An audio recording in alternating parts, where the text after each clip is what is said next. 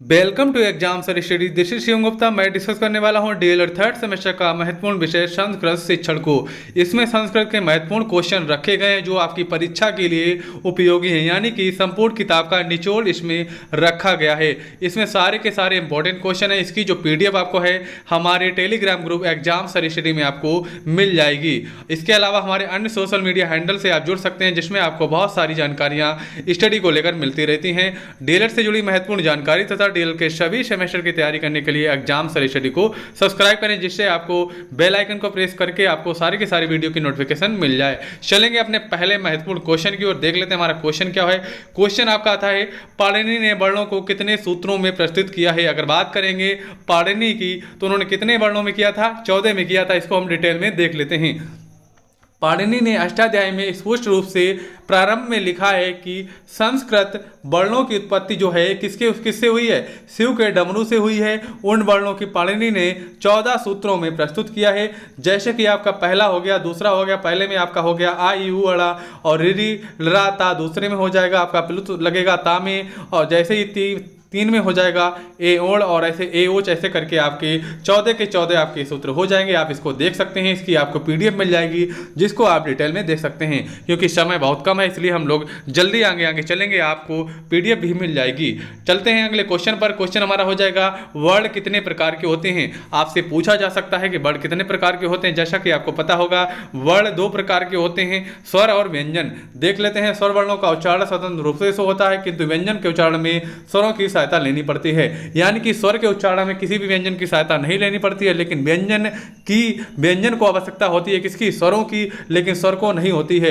स्वरों को उच्चारित करने में जो समय लगता है उसके आधार पर देख लेते हैं। हास का मतलब होता है बहुत कम समय लगता है, और हास से डबल समय लगता है दीर्घ में, और दीर्घ से जो ज्यादा समय लगता है उच्चारित करने में वो लगता है प्लुत में। देख लेते हैं हास स्वर को होते क्या है। आ यू रि और ला जो हमारे होते हैं क्या हास स्वर होते हैं। बात करेंगे दीर्घ स्वर की, यानी कि बड़े अक्षर होते हैं। इसमें बड़े अक्षर कौन से हो जाएंगे, आ हो जाएगा, बड़ी ई हो जाएगी, बड़ो ऊ हो जाएगा, रेडी हो जाएगा। ए और ओ हमारे जो हैं ये दीर्घ स्वर हो जाएंगे। यानी कि 5 होते हैं हमारे हास स्वर, 8 होते हैं हमारे दीर्घ स्वर। आप गिन सकते हैं। देख लेते हैं प्लस स्वर कौन से होते हैं। ई हो गया, ऊ हो गया, रेडी हो गया, यहाँ पर ए हो गया, ये से नहीं होगा क्योंकि यहाँ पर किताब में गलत छपा है। ओ हो गया, ओ हो गया, ये हमारे प्लुत स्वर हो जाएंगे। चलेंगे आगे देख लेते हैं। आगे इसमें यही दिया है कि जो आपके उदात्त होते हैं, इसमें उदात्त को क्या होता है, इसको उच्च स्वर में बोला जाता है, उच्च स्वर में बोला जाता है। अनुदात को होता है मंद स्वर में बोला जाता है। स्वरित को ना मंद बोला जाता ना उच्च बोला जाता है, यानी कि बीच का बोला जाता है। इनका प्रयोग कहां पर होता है, इनका ये स्वर केवल वैदिक संस्कृत में ही प्रयुक्त होते हैं। इनको कोई ज्यादा देखने की ज्यादा आवश्यकता नहीं है, जितनी आवश्यकता है आपको हमने बता दिया इनका प्रयोग कैसे होता है। देख लेते हैं। अब आ जाते हैं आपके स्पर्श व्यंजन। जैसा कि आपको पता है स्पर्श व्यंजन कितने 25 होते हैं, कितने होते हैं 25 होते हैं हमारे स्पर्श व्यंजन। पहला आपका आता है कंठ, यानी कि का वर्ग आता है। कंठ के अंतर्गत क्या आते हैं, का खा गा घा, और ये हमारे इंग्या हमारे हो गए, ये हमारे आते हैं का वर्ग के अंदर। चलते हैं अपने अगले वर्ग के अंदर, देख लेते हैं। हमारा अगला वर्ग आ जाएगा क्या, तालब्य होता है। तालब्य की अगर बात करें तो इसमें क्या होता है, तालब्य यानी कि पूरा चा वर्ग आता है। चा छा जा झा जा, ये हमारे हो गए तालब्य हो गया। अगर बात करेंगे मूर्धन वर्ग की, ये क्वेश्चन पूछे जा सकते हैं, इसलिए आप ध्यान से देखिएगा। इसकी पीडीएफ भी आपको मिल जाएगी, टेंशन मत लीजिएगा। सारे क्वेश्चन आपके लिए इंपॉर्टेंट रखे गए जो आपके एग्जाम के लिए इंपॉर्टेंट है।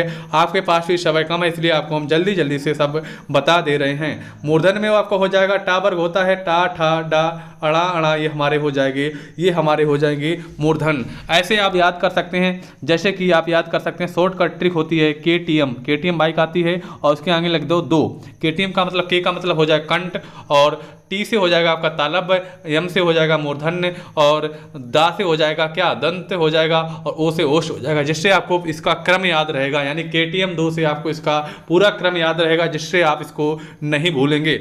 ऐसे ही हम देख लेते हैं दंत के क्या होता है। दंत का होता है तावर्ग, पूरा आ जाएगा, पूरा का पूरा तावर्ग। ओष्ठ में आपका पूरा ओष्ठ वाला वर्ग आ जाता है। इसको हम पहले डिटेल में पढ़ा चुके हैं, लेकिन आपका एग्जाम आ गया, इसमें हमने इंपॉर्टेंट क्वेश्चन को रखा है जिसको हम आपको बारी बारी से बता रहे हैं। और देख लेते हैं अंत के 4 स्पर्श व्यंजन जिसे बोलते हैं, या फिर इसे अर्ध स्वर बोलते हैं। क्या होते हैं? या, रा, ला, वा होते हैं, ये हमारे स्पर्श व्यंजन भी होते हैं, अर्ध स्वर भी होते हैं। 4 उस्माण यानी कि उस व्यंजन इनको बोलते हैं। शा, शा, शाह यानी कि एक इसमें षटकोण वाला सा है। आप देख सकते हैं इसमें 2 सेम दिए, किताब में बहुत गलत छपा है इसलिए हम आपको सही पढ़ाएंगे। तो यहाँ पर हो जाएगा आपका षटकोण वाला सा, और ये सा, शाह आदि के 4 हो जाएंगे। एक आपका अनुसार अंग होता है, अनुनासिक होता है।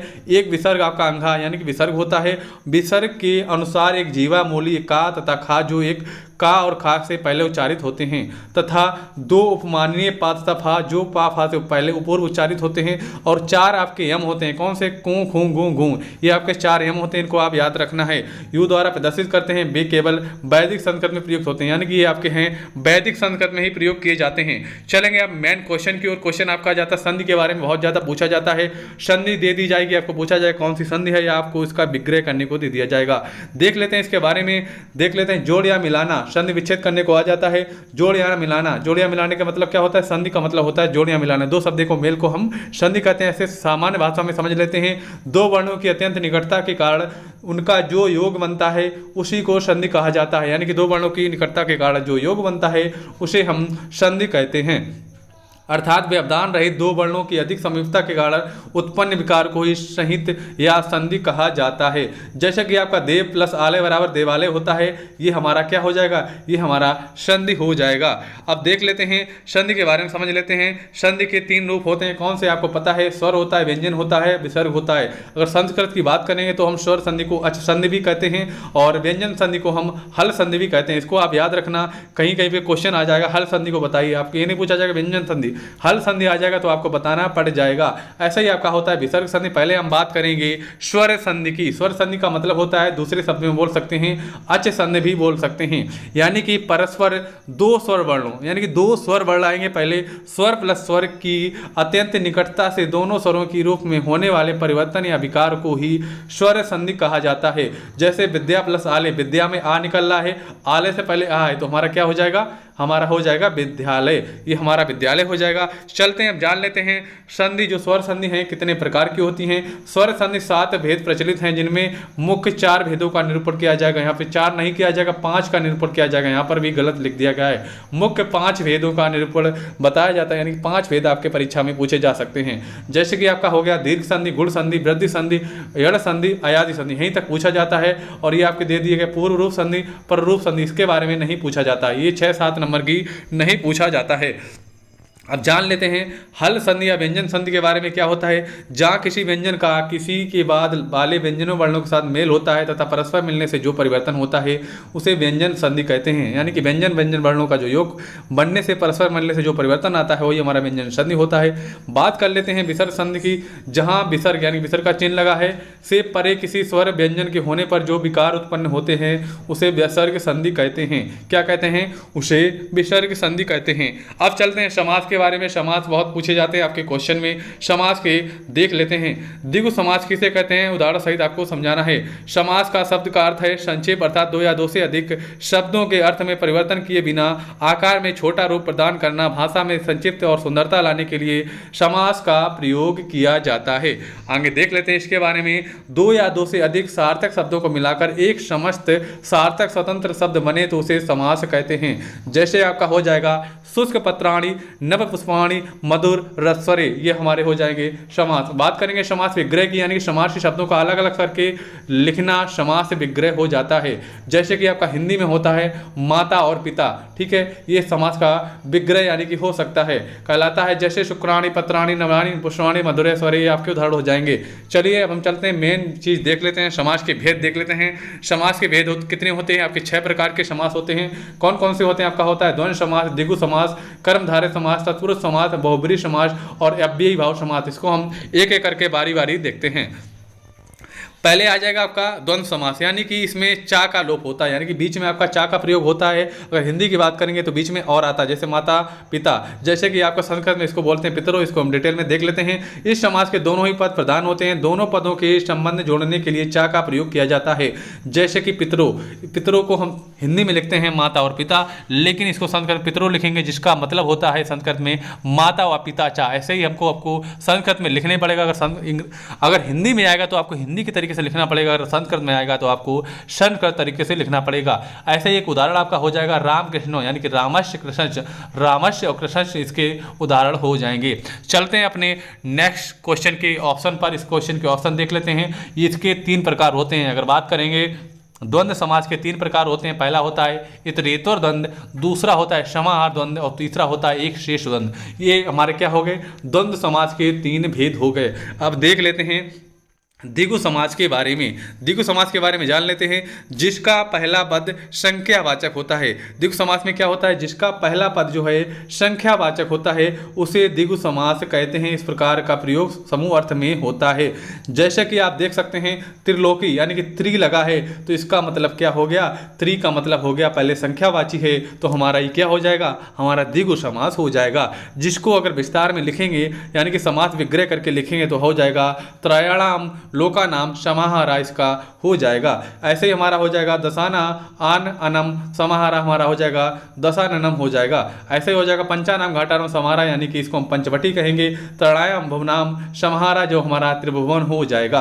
ये हमारे द्विगु समास के उदाहरण हो गए। चलते हैं अब अपने कर्मधारय समास पर। जो समासिक पद विशेषण विशेष व उपमा उपमेय से मिलकर बनते हैं वे कर्मधारय समास कहलाते हैं। इसमें दोनों पद प्रधान होते हैं, यानी कि इसमें दोनों पद प्रधान होते हैं क्योंकि इसमें से एक विशेषण होता है, एक विशेष होता है, वह उपमा में से मिलकर बने होते हैं। जैसे कि आप देख सकते हैं नील कमलम में नील हमारा हो गया विशेषण और कमलम हमारा विशेष हो गया, यानी कि विशेष वो हो गया जिसकी विशेषता बताई जाए वो विशेष होता है। विशेषण यानी कि जैसे नीला, काला, पीला, हरा, अच्छा, बुरा, ये हमारे क्या विशेषण हो गए उस चीज की।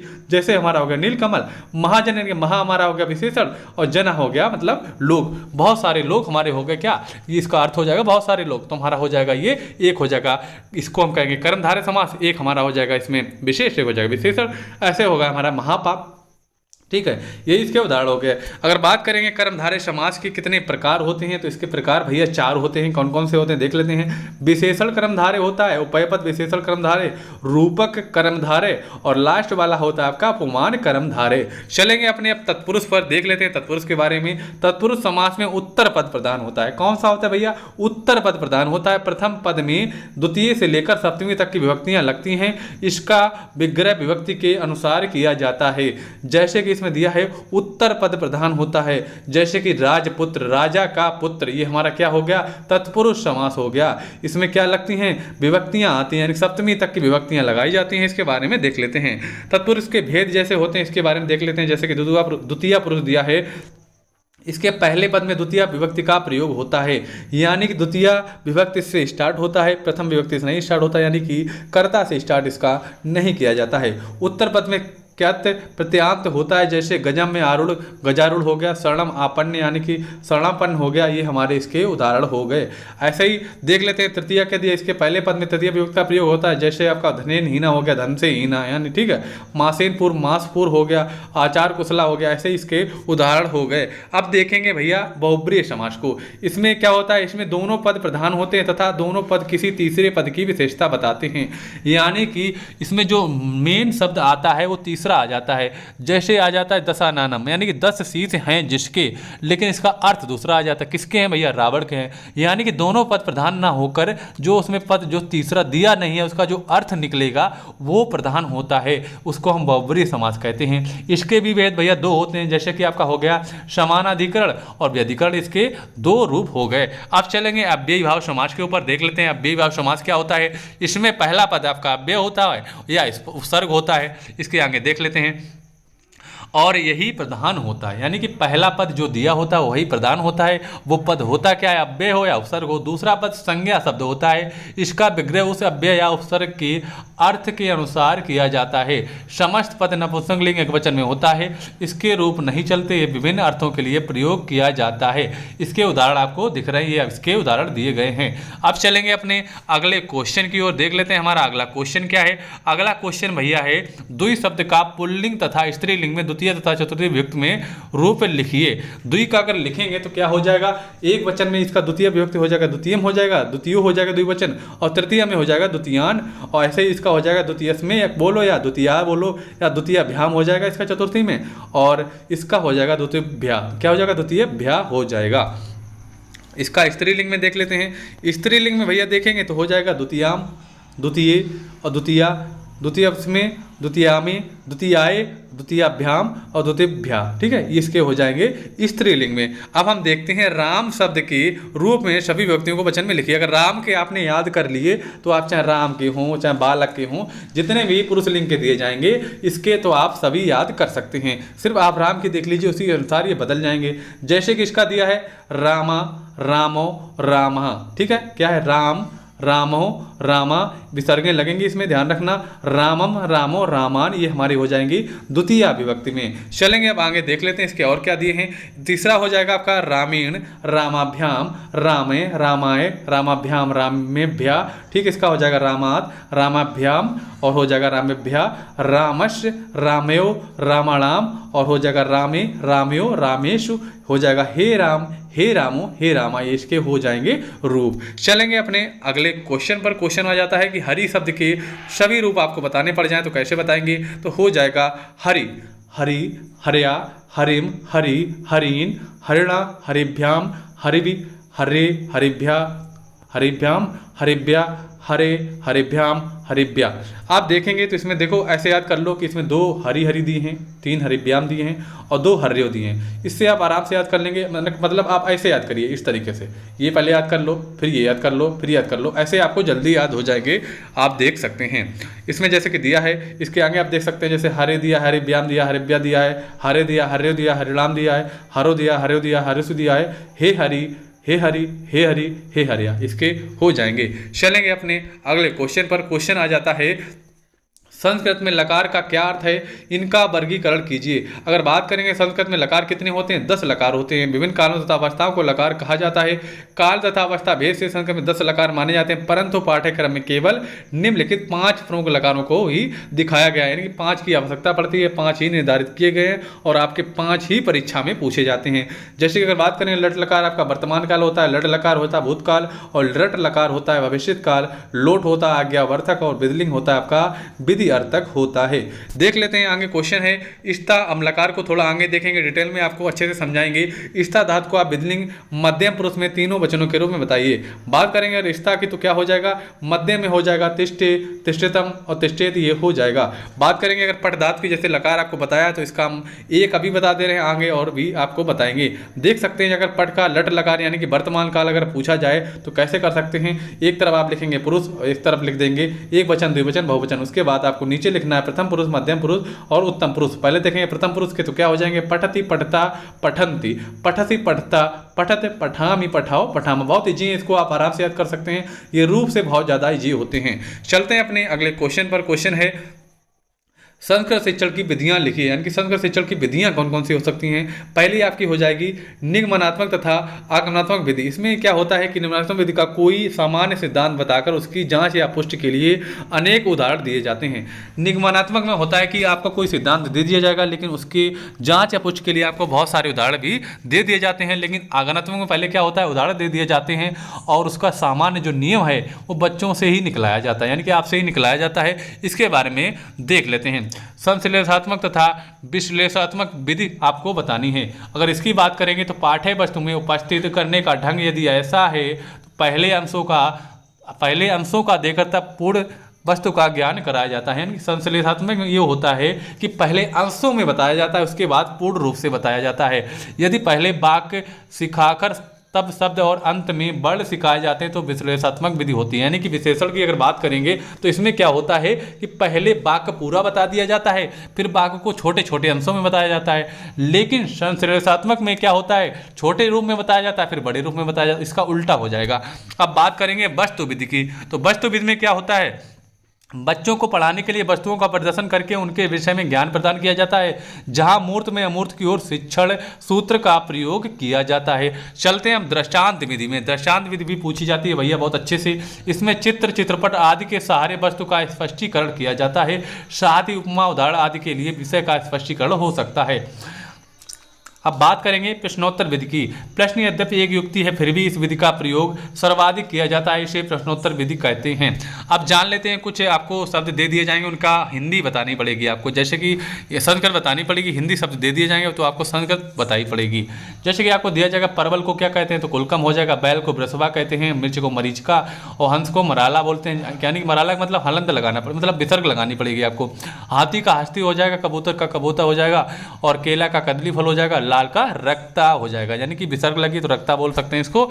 चलेंगे अपने अगले क्वेश्चन पर। क्वेश्चन हो जाएगा इकारांत पुल्लिंग कवि शब्द का पंचमी विभक्ति का बहुवचन का रूप लिखना है, तो क्या हो जाएगा, कविम्य हो जाएगा, कविम्या हो जाएगा। ठीक है, चलेंगे अपने अगले क्वेश्चन पर। क्वेश्चन है निम्नलिखित शब्दों का नाम संस्कृत में लिखना है। देख लेते हैं, जैसे कि आपको चावल का तंडुल हो गया, ठीक है, घोड़ा काष्ठ हो गया, और गर्दभ यानी कि गधा का गर्दभ हो गया, नींबू का शुक्र, तोता का शुक्र हो गया, नींबू का जंबीर हो गया, जामुन का जम्मू हो गया, बगुला का बका हो गया, और काला का श्यामा हो गया। चलेंगे अनुकरण वाचन पर, देख लेते हैं अनुकरण वाचन क्या होता है। शिक्षक द्वारा किए गए आदर्श वाचन का अनुकरण करना, उच्चारण को शुद्ध बनाना, वाचन में गति व प्रवाह का ध्यान रखना, ये हमारा अनुकरण वाचन होता है। देख लेते हैं, अभी हमने आपको पठ धातु का लट लकार का सिर्फ बताया था, यानी कि लट लकार का आपको हमने ऊपर बताया था। क्वेश्चन पठती पठता पठनते, पठती पठता पठत, पठावे पठा पठामा, यानी कि इसको हमने बताया था। अब आगे आपको बताएंगे लोट लकार, लट लकार, सारे इसके बताएंगे। अगर पठ धातु को आपका लोट लकार पूछा जाए तो क्या हो जाएगा, पठतु बोलेंगे या पठतात बोलेंगे, तो पठताम और पठंतु, पठ पठतात पठतम पठत पठानी पठाओ पठाम। ऐसे ही हम देख लेते हैं किसको, ये हमारा हो जाएगा विदलिंग। यहाँ पर थोड़ा गलत लिखा है, विदलिंग लकार है, यहाँ पर क्या है, विदलिंग लकार है, ये हमारा विदलिंग लकार। इसके बारे में देख लेते हैं, तो हमारा हो जाएगा क्या, पठेत, पठेताम, पठेयु, पठे, यानी कि इसमें एक ही मात्रा सभी में चढ़ी है। कहीं भी एक ही मात्रा चढ़ के आ जाए तो समझ जाना कि विदलिंग लकार है। इसमें एक ही मात्रा सभी में चढ़ी, तो पठे, पठेतम, पठेत, पठेयम, पठेयो और पठेम इसका हो जाएगा। अब बात करेंगे लट लकार की, तो इसके बारे में देख लेते हैं। अपठत, अपठत, अपठताम, अपठन, अपठा, अपठतम, अपठ, ठीक है, अपठम, अपठाओ, अपठाम, ये हमारा हो जाएगा लट लकार, यानी कि भूतकाल के बारे में आपको पूछा जाएगा।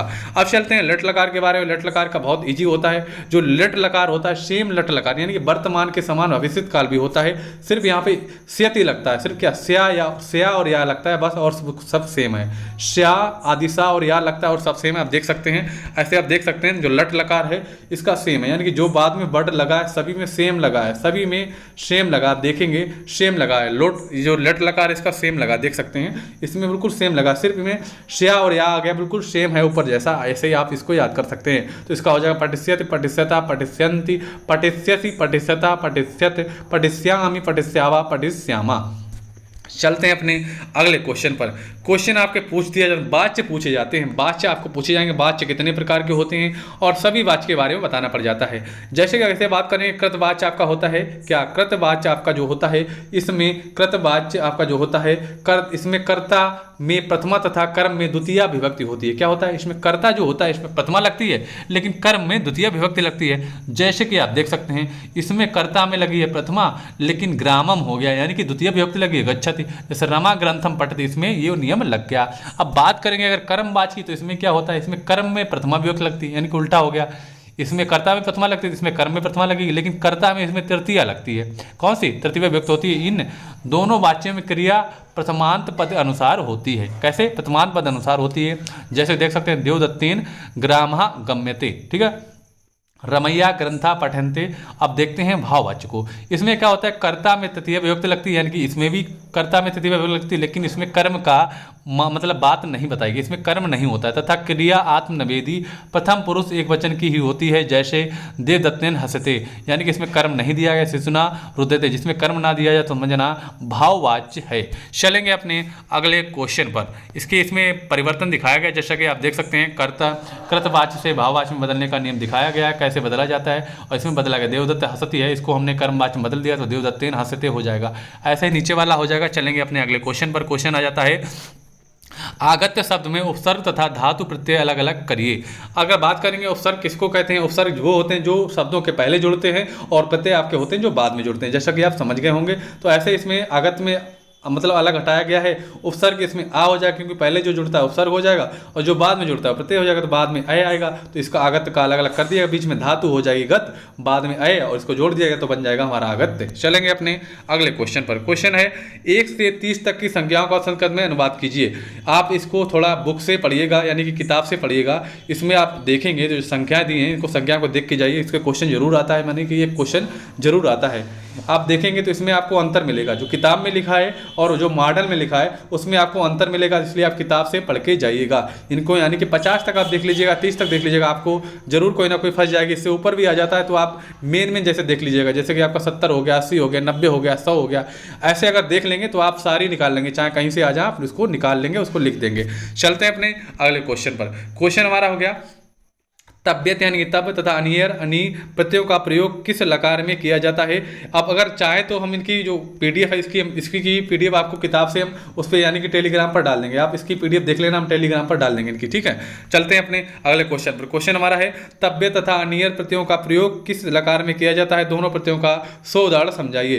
तब्यत अनियर प्रत्ययों का प्रयोग विदलिंग में किया जाता है, किसमें, विदलिंग में किया जाता है। तो क्या हो जाएगा, धातु हो जाएगी तब्यत प्रत्यय तब लगेगा, अनीचर प्रत्यय हो जाएगा अनीच, और पठ का हो जाएगा पठतव्य, और पठनीय हो जाएगा, ठीक है। चलेंगे अपने अगले क्वेश्चन में। उपसर्ग देख लेते हैं। उपसर्ग आपको बताया जो पहले लगता है उपसर्ग, जो बाद में लगता है प्रत्यय हो जाएगा। जैसे कि बात करेंगे प्रत्यागमन में क्या लगेगा, प्रति प्लस आ बराबर गमन बराबर प्रत्यागमन हो जाएगा, ठीक है। और ऐसे हो जाएगा दुर बी प्लस आ बराबर दुर्व्यवहार हो जाएगा, ठीक है। चलते हैं अपने अगले क्वेश्चन पर। प्रत्यय के बारे में समझाना है। प्रत्यय आपको बता चुके हैं, प्रतीयते विद्यते इति प्रत्यय, यानी कि अर्थात ऐसे शब्दांश जो धातु के अंत में जुड़कर उसके अर्थ में परिवर्तन कर देते हैं अथवा सुंदरता प्रदान करते हैं, यानी कि जो अंत में जुड़ते हैं परिवर्तन करके सुंदरता प्रदान करते हैं, वो हमारे क्या प्रत्यय होते हैं, वे प्रत्यय कहलाते हैं। जैसे लिखिता हो गया, ठीक है। प्रत्यय प्रधान रूप 2 प्रकार के होते हैं, आपका होता है एक कृदंत प्रत्यय, आपका होता है एक दूसरा तद्धित प्रत्यय। इसके बारे में देख लेते हैं। ऐसे प्रत्यय जो धातु के अंत में जुड़कर संज्ञा विशेषण अव्यय शब्द बनाते हैं, और जिस धातु के अंत में कृत प्रत्यय लगा हो उसे कृदंत प्रत्यय कहते हैं। यानी कि ऐसे प्रत्यय जो धातु के अंत में जुड़कर संज्ञा विशेषण अव्यय शब्द बनाते हैं, धातु के जुड़कर संज्ञा बनाते हैं, और क्या होता है, जिस धातु के अंत में कृत प्रत्यय लगा हो उसे कृदंत प्रत्यय कहते हैं। जैसे हो जाएगा कृत क्रा प्लस त्रच, यानी कि कृत हो जाएगा। ऐसे बात करते हैं तद्धित प्रत्यय की। तद्धित प्रत्यय संज्ञा सर्वनाम क्रिया और विशेषण शब्दों के साथ लगाए जाते हैं, प्रत्यय शब्द के साथ जोड़े जाते हैं। जैसे कि आपका सुंदरता में हो जाएगा क्या, ये वास्ट में जुड़ जाएगा, ये हमारा हो जाएगा ता जुड़ेगा, यानी कि ता जुड़ेगा, तल जो लिखा है इसमें ता जुड़ेगा, जो हमारा तद्धित प्रत्यय हो जाएगा। चलते हैं पाठ्यक्रम के अनुसार कुछ प्रत्ययों का विवरण प्रस्तुत कीजिए, इसके बारे में देख लेते हैं। प्रत्याहार किसे कहते हैं, इसका क्वेश्चन आ गया प्रत्याहार, जैसा कि आपका पहले आया था उसका क्वेश्चन, जैसे कि आपको बताया था पाणिनि के अनुसार 14 होते हैं, वही वाला क्वेश्चन सेम है। किसी एक प्रत्याहार को 100 उदाहरण सही समझाइए। महाशर सूत्रों में जो 14 प्रत्याहार सूत्र हैं उनको संक्षेप में करने के लिए प्रत्याहार का प्रयोग किया जाता है। 14 महाशर सूत्रों से कितने प्रत्याहार निकलते हैं, 42 प्रत्याहार निर्गत हुए हैं। प्रत्याहार में आने वाले वर्ण जो आपके हैं आ ई ओ रि और रा होते हैं। किन्हीं 10 नैतिक वाक्यों का अर्थ सहित वर्णन करें। आपको क्वेश्चन ऐसे ही पूछे जाएंगे, उसका आपको हिंदी लिखनी पड़ेगी, नैतिक वाक्यों की हिंदी आपको बतानी पड़ेगी। जैसे कि आपका हो जाएगा महियासा प्रकृत्या मित भाषणम, तो इसका क्या हो जाएगा, मित भाषण का क्या हो जाएगा, सज्जन लोग स्वभाव से ही मधुरभाषी होते हैं। दूसरा हो जाएगा ज्ञानम भारम क्रियाम बिना, तो हो जाएगा उपयोग में ना आने वाला ज्ञान भार के समान होता है। हमारा थर्ड हो जाएगा कर्तव्यम ही संताम बचा, तो इसका अर्थ हो जाएगा सज्जन पुरुष की बात को मानना चाहिए, यानी कर्तव्यम ही संता बचा, सज्जन पुरुषों की बात को मानना चाहिए।